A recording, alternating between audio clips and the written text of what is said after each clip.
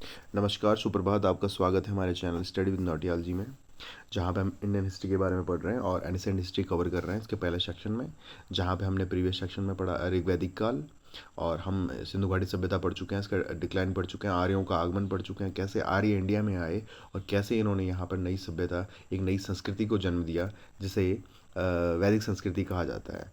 तो वैदिक संस्कृति जो है, वैदिक संस्कृति स्टार्ट होती है 1500 बीसी से 600 बीसी तक,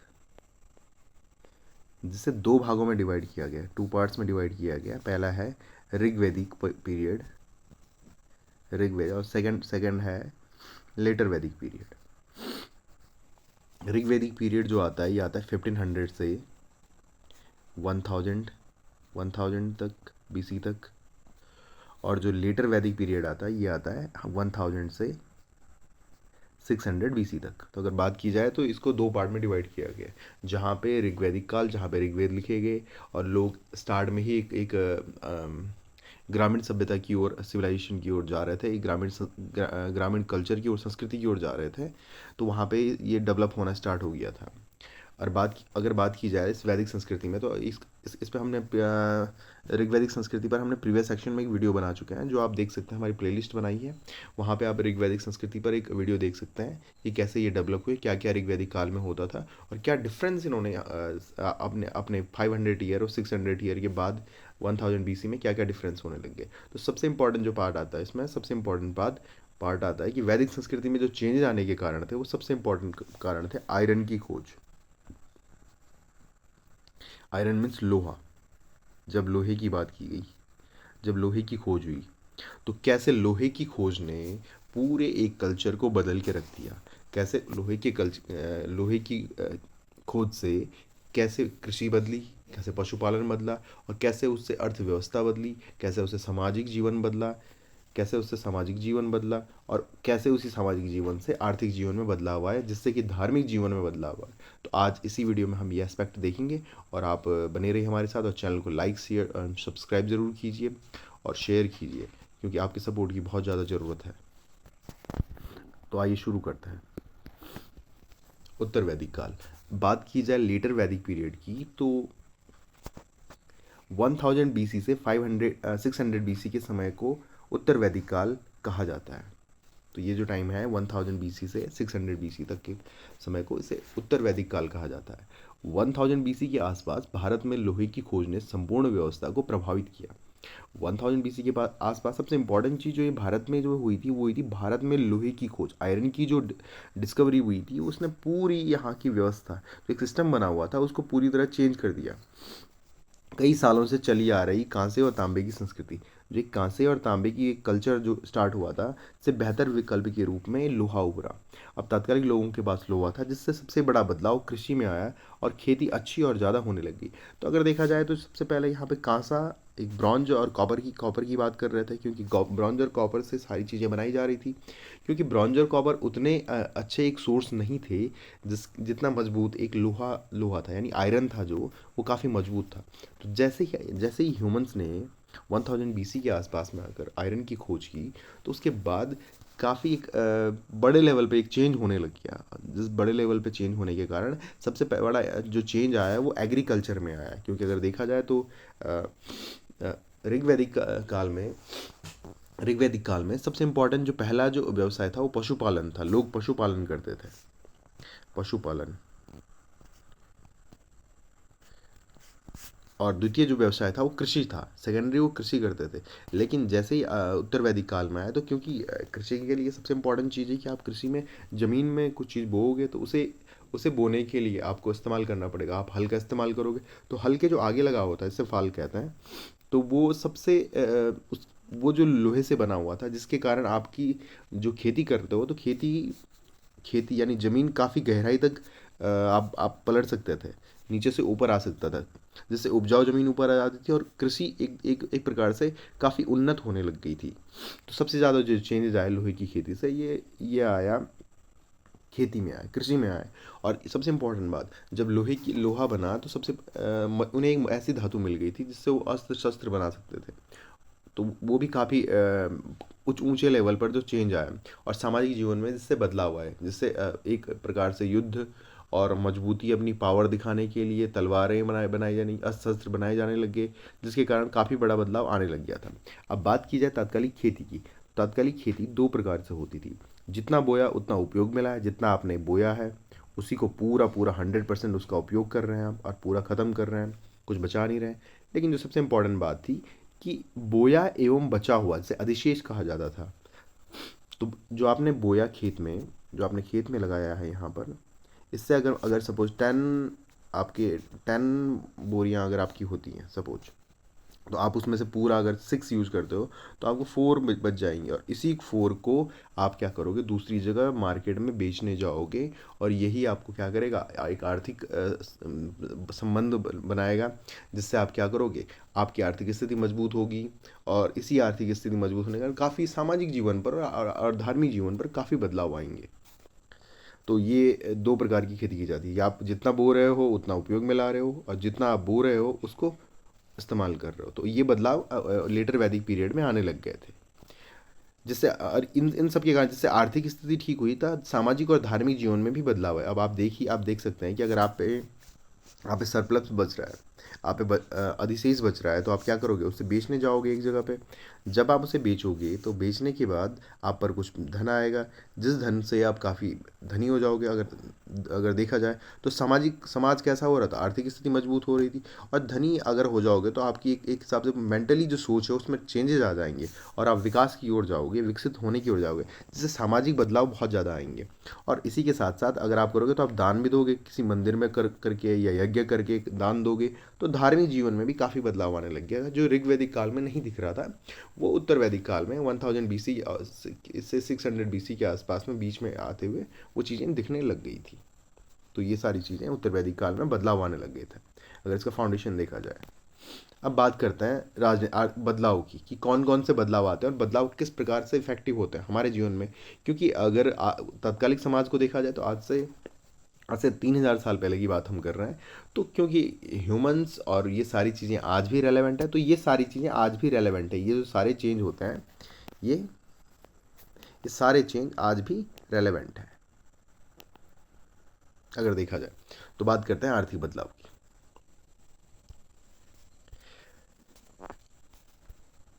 अगर बात करें आर्थिक बदलाव की, बात की जाए आर्थिक बदलाव की, तो आर्थिक बदलाव का जो सबसे इम्पोर्टेंट इम्पैक्ट होता है वो होता है राजनीतिक बदलाव पे। जब आपकी इकॉनमी बदलेगी, जब एग्रीकल्चर अच्छा हो रहा था, उसके बाद आप पे काफ़ी धन हो जाएगा, जिससे आप क्या करोगे, वर्चस्व में आ जाओगे और राजनीतिक बदलाव आएंगे। आप पॉलिटिकल चेंजेस करोगे, आप सेना की भर्ती करोगे, आप एक प्रकार से टैक्स सिस्टम जो करोगे, टैक्स सिस्टम अप्लाई करोगे। तो वो सारी चीज़ें सामाजिक बदलाव में आने लगी, जो हम आगे के सेक्शन में पढ़ेंगे। और इसी राजनीतिक बदलाव के कारण सामाजिक बदलाव भी आने लग गया, कि समाज में काफ़ी चीज़ें चेंज होने होने लग गई। समाज में काफ़ी चीज़ें चेंज होने के बाद धार्मिक बदलाव आ सकता है। तो इसे समझाने का मतलब ये है कि आप आर्थिक बदलाव, राजनीतिक बदलाव, सामाजिक बदलाव और धार्मिक बदलाव किस प्रकार एक कोरिलेशन रखते हैं आपस में, कि अगर इकॉनमी अच्छी हो रही है तो उसी का इफेक्ट समाज पर पड़ेगा, उसी का इफेक्ट राजनीति पर पड़ेगा और उसी का इफेक्ट धर्म पर पड़ेगा। तो देखा जाए तो कुल मिला के सारी चीज़ें एक दूसरे से कोरिलेट करती हैं और ये आज भी रेलेवेंट है। आज की चीज़ों में अगर आप देखें, सारी चीज़ों में, तो इकोनॉमिकल चेंज इफेक्ट करता है पॉलिटिकल चेंज को, एंड पॉलिटिकल चेंज इफेक्ट करता है सोशल चेंज को, सोशल चेंज इफेक्ट करता है एथिकल चेंज को, धार्मिक बदलाव को। तो आप ये देख सकते हैं। नेक्स्ट बात की जाए, अगर राजनीतिक जीवन की बात करें, इसी में से उस टाइम का राजनीतिक जीवन कैसा था, तो देख सकते हैं कि ऋग्वैदिक काल में कई कुल या परिवार मिलकर जन बनाते थे, जो कि उत्तर वैदिक काल में आते आते इसका आकार बड़ा हो गया था। तो जैसे हमने प्रीवियस सेक्शन में पढ़ा कि एक सिस्टम बना हुआ था, जिसमें क्या होता था, पहले परिवार, उसके बाद गांव, विलेज, उसके बाद विश्व होता था, उसके बाद एक जन आता था, और यही जन बाद में 600 BC के आसपास में 600 BC के आसपास में जनपद हो गया, इसे जनपद कहा जाने लगा। यही जो जन था, ये बाद में बदलकर जनपद हो गया। तो आप देख सकते हैं। और 600 BC के आते आते फिर से यह महाजनपद होने लग गया, जहाँ पे आप हम पढ़ेंगे कि 16 महाजनपद, 16 महाजनपदों का उत्कर्ष पढ़ेंगे, जिनमें से मगध भी एक था। तो कैसे महाजनपद बने, कैसे, ये सारी चीज़ें आप नेक्स्ट सेक्शन में पढ़ते जाएंगे लगातार। अगर आप लगातार वीडियो देख रहे हैं तो आप ये आप चीज़ें पढ़ते जाएंगे। तो बात करते हैं, तो यही क्या है, जो एक सिस्टम बना हुआ था, एक राजनीति, एक पॉलिटिकल सिस्टम बना हुआ था कि पहले विलेज होगा, कोई पहले गांव होगा, उससे कई कई गांवों को मिलाकर कई गांवों को मिलाकर एक विश्व बनेगा, और कई विषयों को मिलाकर एक जन बनेगा, तो और कई जनों को मिलाकर एक जनपद मिलेगा। और यही जो जन था, जो जिसे जन कहा जाता, जिसका चीफ हमें राजन होता था, एक राजन कहा जाता था जिसे, वही जनपद हो गया। और यही जनपद लास्ट में काफ़ी बड़े, क्योंकि जनसंख्या तो लगातार बढ़ रही थी, जनसंख्या अगर देखा जाए जनसंख्या तो लगातार बढ़ रही थी, और इसी को भी महाजनपद कहा गया। तो और इसमें सबसे इम्पोर्टेंट बात आती है राजा के महत्व एवं शक्ति में वृद्धि हुई, कि राजा जो पहले एक राजन था, जो एक लीडर की तरह काम करता था, वो एकदम वर्चस्व नहीं दिखाता था, वो यहाँ पर बढ़ने लग गया था, कि राजा के महत्व एवं शक्ति में वृद्धि हुई है। राजा का पद वंशानुगत हो गया था, कि राजा का पुत्र ही राजा होगा। तो ये वाला जो कॉन्सेप्ट है, ये वाला कॉन्सेप्ट सबसे पहले यहीं पे लेटर वैदिक पीरियड में ही डेवलप हुआ, कि राजा का जो पद है वो वंशानुगत हो गया है, और राजा का बेटा ही राजा बनेगा। सबसे इम्पोर्टेंट बात आती है, सभा समिति विदत का महत्व कम हो गया था। जो यहाँ पर ऋग्वैदिक काल में जो सबसे इम्पोर्टेंट थी, जो सभाएं होती थी, समितियाँ होती थी, विदत होती थी, कम्युनिटी बनती थी, कमेटी बनती थी, और उसका वो सुझाव करती थी राजा को कि आप कैसे वर्क कीजिए। तो ये इनका जो प्रभाव है ये कम होने लग गया था। मंत्रियों की संख्या बढ़ने लग गई थी। अगर बात की जाए मंत्रियों की, तो मंत्रियों की संख्या बढ़ने लग गई थी, और टैक्स, बली टैक्स जो स्वेच्छा से दिया जाता था, बदलकर व्यवस्थित कर व्यवस्था का विस्तार हुआ। इसमें जो चेंजेज हुआ, वो जो टैक्स पहले दिया जाता था स्वेच्छा से, वो बदलकर एक परमानेंट टैक्स लगने लग गया था। पहले स्वेच्छा से क्या करते थे, राजा को टैक्स देते थे, जो लीडर होता था उसे टैक्स देते थे, लेकिन जो टैक्स सिस्टम था वो अब क्या करने लग गए थे, कि ये अब एक परमानेंट सिस्टम बना दिया था, कि आपको इतना परसेंट भाग, 1/6 पार्ट, 2/6 पार्ट, जो भी आपको क्या करेगा, किंग को देना पड़ेगा, राजा को देना पड़ेगा। तो ये प्रोसेस बनने लगी, कि जो टैक्स स्वेच्छा से दिया जाता था उसे अब या एक हिसाब से ज़बरदस्ती थोपा जाने लग गया था। अगर बात की जाए तो सेना की संख्या बढ़ी। अगर बात की सेना, तो सेना की संख्या ऑब्वियसली बढ़नी थी, क्योंकि जो अस्त्र थे वो लोहे से बने होते थे। तो सेना की संख्या बढ़ने लगी, लोगों को अपने जो एरिया है, अपने एरिया है जो जन बने हुए हैं, उन्हें कवर करने लग गए थे, चारों तरफ से बाउंड्री करने लग गए थे, और उसे सुरक्षित रखने के लिए उन्हें सेना की ज़रूरत पड़ती थी। न्याय व्यवस्था में सुधार की ज़रूरत थी। अगर देखा जाए इस समय की न्याय व्यवस्था, तो इसमें काफ़ी हद तक सुधार की ज़रूरत थी, क्योंकि वैसी प्रॉपर न्याय व्यवस्था नहीं थी, वैसी प्रॉपर न्याय व्यवस्था नहीं थी।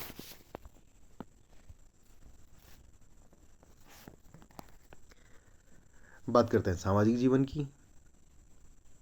सामाजिक जीवन की बात करें तो सामाजिक जीवन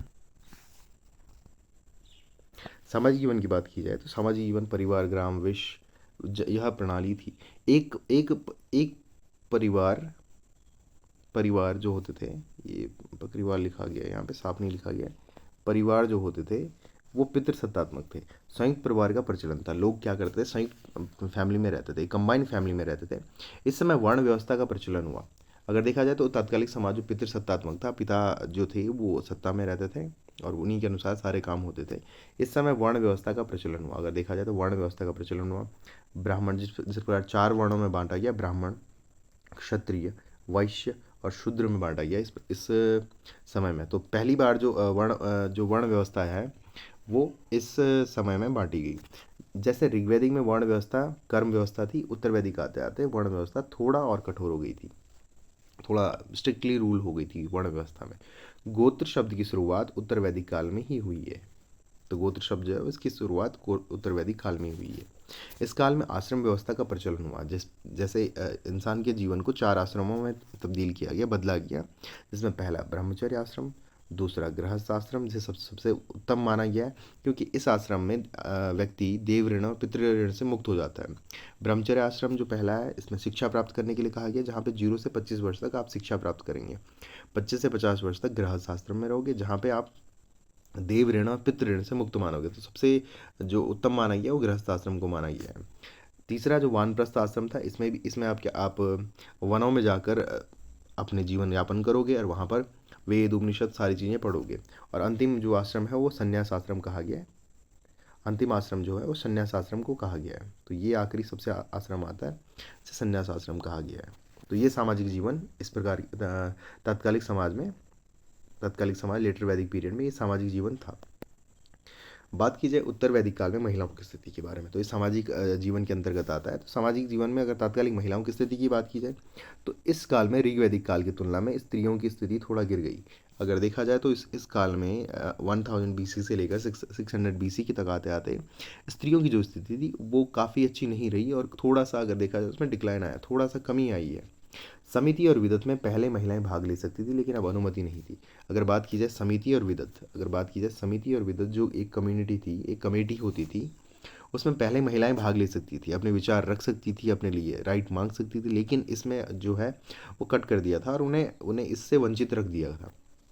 पहले स्त्रियां यज्ञ कर्म में भाग लेती थी, लेकिन इस काल में यह स्थिति नाजुक हो गई। तो जो पहले जो यज्ञ कर्म होते थे जहाँ पे स्त्रियां अपने पति के साथ बैठकर यज्ञ में भाग लेती थी, लेकिन ये स्थितियां इस लेटर वैदिक पीरियड में नाजुक हो गई थी। तो ये बहुत इंपॉर्टेंट है। दहेज प्रथा, पर्दा प्रथा तथा अन्य कुरीतियां प्रचलन में आ गई। विधवा विवाह का प्रचलन था।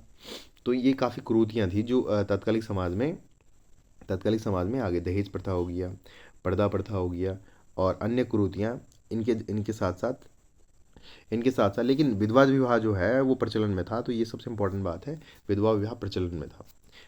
दूसरा है ऐत्रेय ब्राह्मण में लिखा है कि पुत्री समस्त दुखों का कारण है। तो ये आप देख सकते हैं कि ऐत्रेय ब्राह्मण में लिखा है कि पुत्री समस्त दुखों का कारण है, यानी किस प्रकार से जो विमेंस हैं उनको किस प्रकार से उनकी स्थिति को बताया जा रहा है कि उनको एक दुखों का कारण बताया जा रहा है, जैसा कि होता नहीं है। क्योंकि स्त्रियां भी आज के समय देखा जाए तो स्त्रियां भी काफ़ी जगह पे पहुंच रही हैं, काफ़ी ऊंची पदवी पर हैं, और इंडिया की जो प्रेसिडेंट जो वर्तमान में बनी है वो भी एक स्त्री है। तो एक हिसाब से देखा जाए तो ये काफ़ी गलत है। तो ऐत्रेय ब्राह्मण में लिखा है कि पुत्री समस्त दुखों का कारण है। मैत्रेय संहिता में सुरापाशा के अनुसार स्त्रियों को तीसरी सबसे बुराई बताया गया है। इससे स्पष्ट है कि तात्कालिक समाज में महिलाओं की स्थिति पर पुरुष समाज का वर्चस्व था। तो आप देख सकते हैं कि यहाँ पर तात्कालिक समाज में पुरुष समाज का कितना वर्चस्व था और महिलाओं की स्थिति कितनी कमजोर थी तात्कालिक समाज में। जो कि अगर प्रीवियस सेक्शन में देखा जाए तो इंडस वैली सिविलाइजेशन में भी मातृ सत्तात्मक समाज था, विमेंस को अच्छी मतलब एकदम इक्वलिटी के साथ साथ देखा जाता था। ऋग्वैदिक पीरियड में भी अगर देखा जाए तो लगभग इक्वलिटी के साथ साथ, क्योंकि तात्कालिक समाज में काफ़ी स्त्रियां हैं जो एक अच्छे लेवल पर पहुंची थी। लेकिन जैसे ही लेटर वैदिक पीरियड आता है तो महिलाओं की स्थिति धीरे धीरे काफ़ी नाजुक होने लग जाती है, जो बाद में भी और भी दयनीय स्थिति में हो जाती है।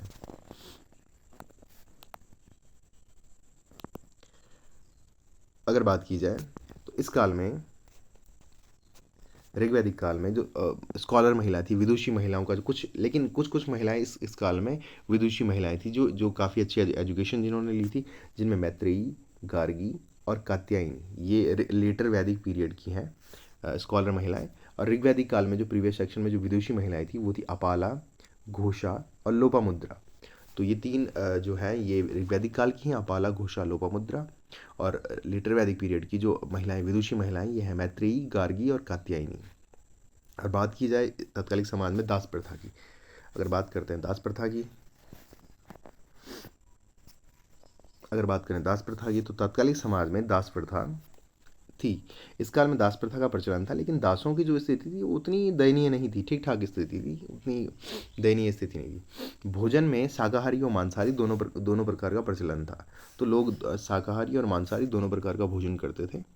मनोरंजन में घुड़सवारी करना, जुआ खेलना, शराब पीना या आपसी खेल, जो कुछ आपसी खेल रहे होंगे उनको ही खेला जाता था। तो ये सारी चीज़ें आप देख सकते हैं कि किस प्रकार से वो मनोरंजन करते थे, दासों की स्थिति कैसी थी और भोजन कैसा था। तो भोजन तो जैसे आज भोजन प्रचलित है वैसा भोजन तात्कालिक समाज में प्रचलित था।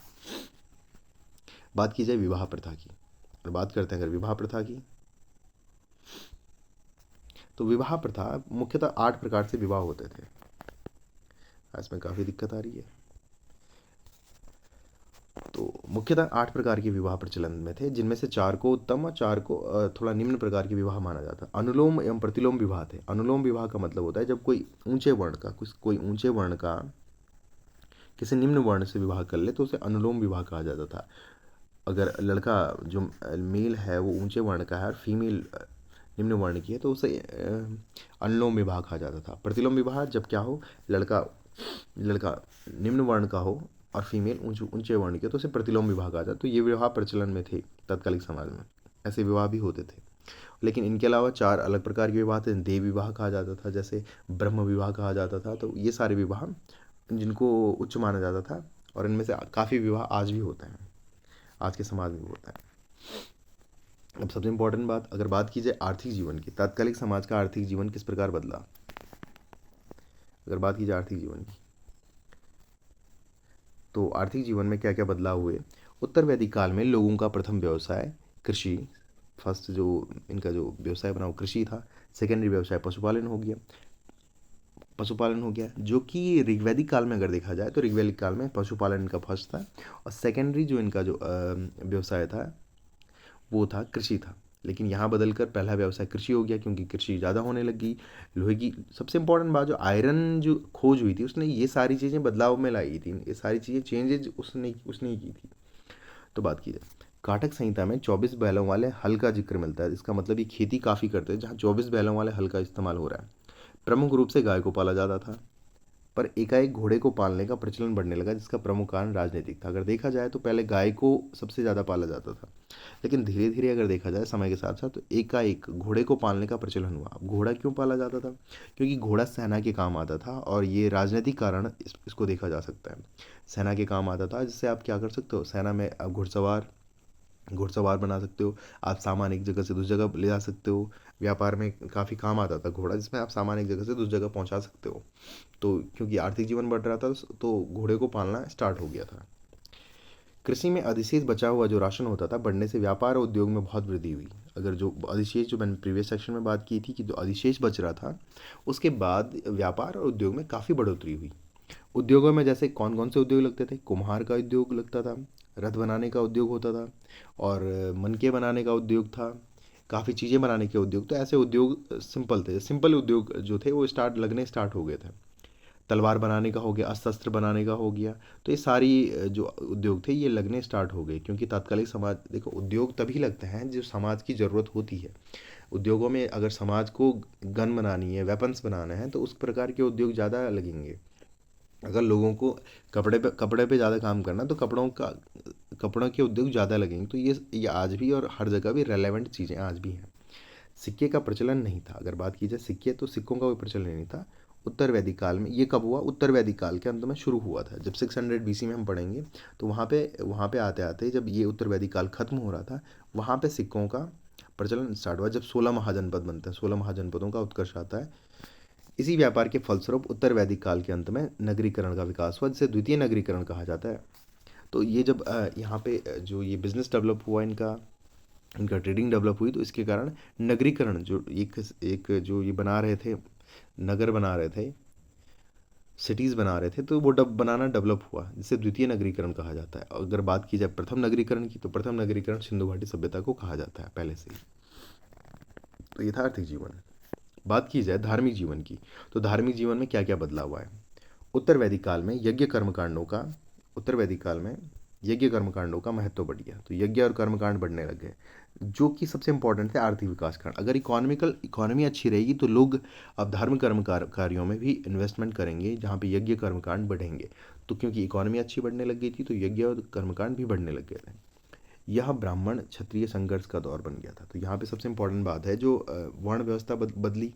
तो तात्कालिक समाज में ब्राह्मण और क्षत्रिय, इन दोनों के बीच में आपसी संघर्ष बढ़ने लगे, और वर्चस्व की दौड़ एक प्रकार से शुरू हो गई। तो ये इन दोनों का संघर्ष का समय बन गया।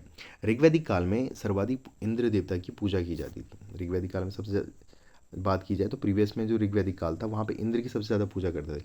लेकिन उत्तर वैदिक काल तक आते आते इनके सबसे प्रिय देवता प्रजापति बन गए। तो प्रीवियस ऋग्वैदिक काल में इंद्र देवता की पूजा होती थी, और उत्तर वैदिक काल आते आते प्रजापति, जो लोगों को पालने वाले, इनकी पूजा होने लगी। इसके अलावा भगवान विष्णु, रुद्र, वरुण एवं पूषण देवता की भी पूजा की जाती है। तो ये अलग प्रकार के देवता हैं। तात्कालिक जब बात की जाए पूषण, तो पूषण पहले पशुओं के देवता माने जाते थे। बाद में पूषण जो देवता है वो शूद्रों के देवता बन गए। तो ये सारी चीज़ें चेंज होने लग गई। तात्कालिक आर्थिक आर्थिक जीवन सही था, आर्थिक जीवन तो सही था, तो अधिकाधिक मात्रा में यज्ञों की संख्या बढ़ी। तो क्योंकि यज्ञों की संख्या बढ़ने लगी, जब इकोनॉमिकल अच्छा था तो लोग इन्वेस्ट करने लगे यज्ञों में पूजाओं में सारी इन्वेस्टमेंट करने लगे। तो लेटर वैदिक पीरियड में यज्ञों की संख्या ऋग्वैदिक काल से काफ़ी अधिक हो गई थी, जिनमें राजसूय यज्ञ आता है, वाजपेयी यज्ञ आता है, अश्वमेध यज्ञ आता है। अश्वमेध गलत दिखा है यहाँ पर, अश्वमेध यज्ञ किए जाते थे। और इसी के साथ साथ बलि प्रथा बढ़ी, जिसकी आलोचना उपनिषदों में की गई। तो तत्कालिक समाज में बलि प्रथा बढ़ी, और बलि प्रथा कैसे, ये बलि देते थे यज्ञ के बाद। तो लेकिन इसकी आलोचना उपनिषदों में की गई। उपनिषद का अर्थ होता है गुरु के समीप जाकर बैठकर जो चीज़ें सुनी जाती हैं उनको उपनिषद कहा गया है। तो इनमें बलि प्रथा है जो, इनकी काफ़ी आलोचना की गई है। इन्हीं धार्मिक बदलावों का प्रभाव ही था कि 600 BC आते आते धार्मिक बदलाव आने लगे, जिससे समाज में नए धर्मों का उदय हुआ। तो ये धार्मिक जितने बदलाव आ रहे थे, इनका प्रभाव ये था कि 600 BC तक आते आते 1000 से 600 BC तक आते आते काफ़ी धार्मिक चेंजेस, जो ये रिलीजियस चेंज आने लग गए। तो इनसे क्या हो गए, काफ़ी लोग तो, कुछ लोग तो खुश थे काफ़ी, लेकिन कुछ लोग काफ़ी खिन्न होने लग गए। जिससे क्या हुआ, समाज में नए धर्म या बदलाव की बहुत ज़रूरत आने लग गई। और जब बदलाव की ज़रूरत हुई तो 600 BC के आसपास में बौद्धिज्म, जैनिज्म और एक प्रकार से 62 नए संप्रदाय बने, 62 संप्रदाय बने, जिनमें बौद्धिज्म और जैनिज्म काफ़ी बड़े प्रकार से उभरे, जिनको राजाओं ने एक्सेप्ट किया, बड़े बड़े किंग्स ने एक्सेप्ट किया, सपोर्ट मिला जिनको। तो ये सारी चीज़ें हम नेक्स्ट सेक्शन में पढ़ेंगे, जहाँ पे हम धार्मिक बदलाव पढ़ेंगे और 600 BC के आसपास में क्या क्या चेंजेस आए, कैसे 600 BC में एक छोटा सा जनपद महाजनपद बना, और कैसे वो महाजनपद 16 महाजनपदों में डेवलप हुआ। तो ये सारी चीज़ें हम नेक्स्ट सेक्शन में पढ़ेंगे, जहाँ पे हम बात करेंगे महाजनपदों के बारे में, बात करेंगे मगध के उत्कर्ष के बारे में कि मगध कैसे डेवलप हुआ। और मगध आप देख सकते हैं उसी प्रकार से मौर्यन एम्पायर जो है वो कैसे डेवलप हुआ, कैसे सारी चीज़ें डेवलप हुई। तो थैंक यू, आपका बहुत बहुत धन्यवाद आज के सेक्शन में। और आप बने रहिए, वीडियो को लाइक शेयर सब्सक्राइब कीजिए। और आप इंस्टाग्राम पे हमें फॉलो कर सकते हैं, टेलीग्राम पे study with Nautiyal ji search करके आप ग्रुप ज्वाइन कर सकते हैं, जहाँ पे हम डेली PDF अवेलेबल करवाते हैं, तो आप देख सकते हैं। और बाकी नेक्स्ट सेक्शन में हम पढ़ेंगे 600 BC में रिलीजियस चेंज क्या क्या आए थे, और बौद्ध धर्म और जैन धर्म को अलग अलग वीडियोज़ में कवर करेंगे। तो आप बने रहिए इस सीरीज़ के साथ साथ में इसमें पॉलिटिकल भी स्टार्ट होगा। और आज के लिए धन्यवाद, नमस्कार।